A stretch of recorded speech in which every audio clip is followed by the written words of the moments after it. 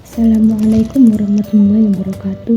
Perkenalkan, nama saya Niki Dwi Khofifa dari Prodi Pendidikan Agama Islam kelas 4B.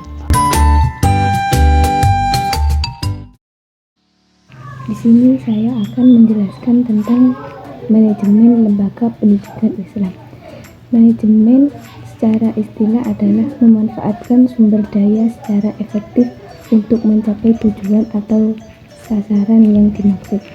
Untuk pendidikan Islam, yaitu proses pembimbingan seseorang terhadap pertumbuhan rohani dan jasmani menurut ajaran Islam menuju kepribadian Islam.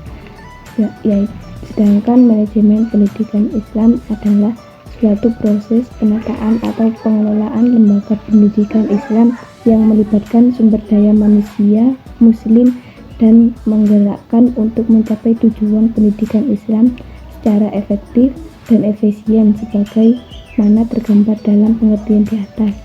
Untuk konsep manajemen pendidikan Islam adalah sebagai berikut, yaitu fleksibel, efektif, efisien, terbuka, kooperatif, dan partisipatif.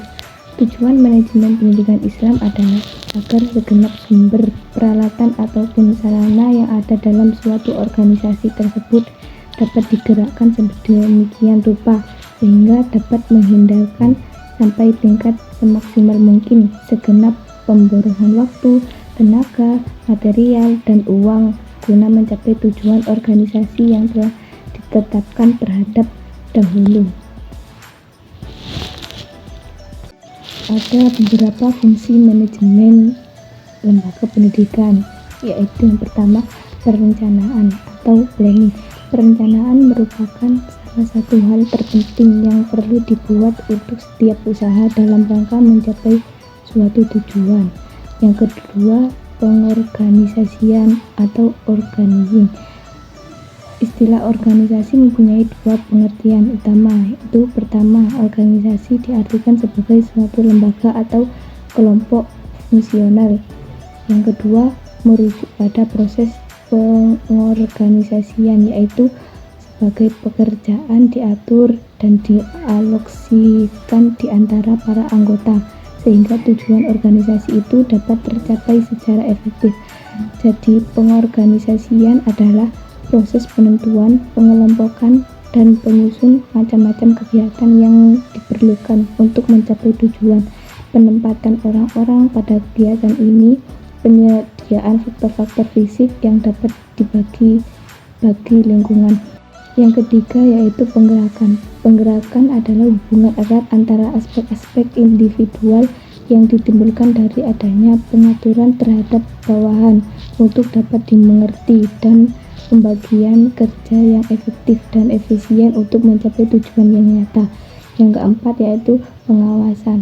Pengawasan merupakan proses dasar secara esensial terhadap diperlukan bagaimanapun rumit dan luasnya suatu organisasi.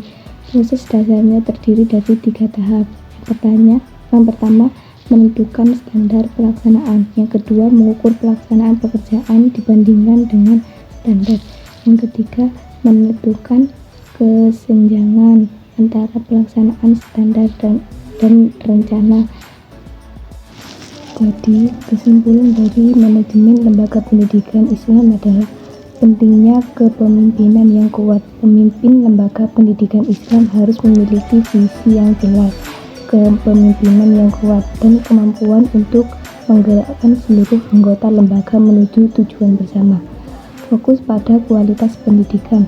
Manajemen lembaga pendidikan Islam harus selalu berfokus pada peningkatan kualitas pendidikan yang diberikan, termasuk pengembangan kurikulum, peningkatan kompetensi guru, dan penerapan metode pengajaran yang efektif.